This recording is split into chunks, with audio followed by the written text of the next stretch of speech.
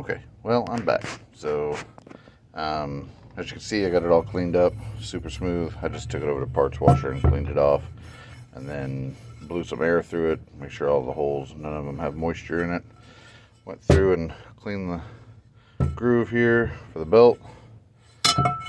And then, as you can see, there's all my, these are all the washers that were on the top. And if you see, they're all dented and dinged. I'll clean those up. And then these are the ones that were on the bottom.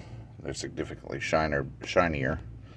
I usually grab like a piece of sandpaper, you know, like a sheet of sandpaper, and just lay it down on the table, and then take these and give them a good rub down on both sides. And a lot of times, if they have any grooves or whatever on the edges, you can kind of sand them off. They won't be perfect, but you can see this one had a significant edge at one point, and it's almost completely smooth. So it's not a perfect process, but of course you guys are aware of that. And then all my spacers, I cleaned them all up with alcohol. I cleaned all these with alcohol. I cleaned the nuts up with alcohol. I don't use water because I don't want the moisture to get in the threads.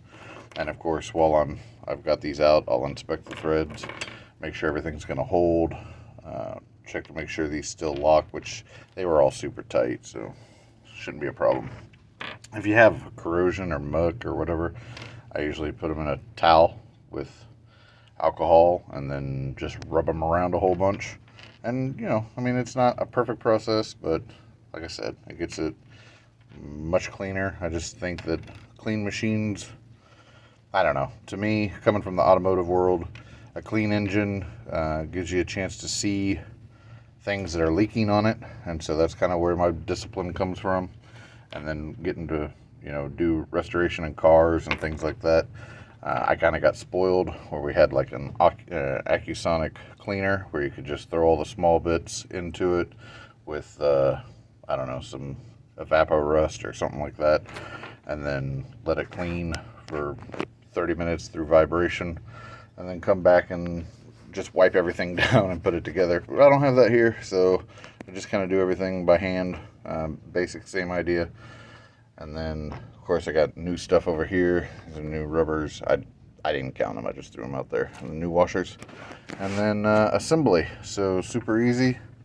Like I said, I move the old ones to the front, and so I'll just throw it on there. Oop. Throw my spacer.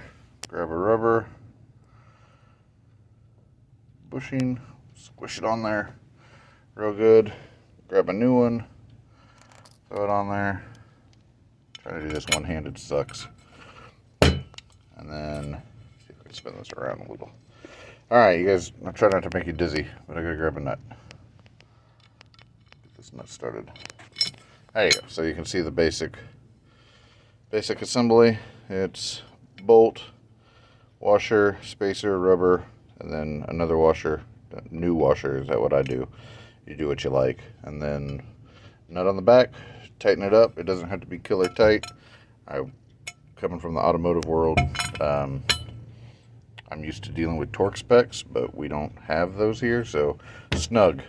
That's how I describe it to new mechanics, just snug. It doesn't have to be what you know, death killer tight. So anyway, and then assemble away and hang up on the wall, guys.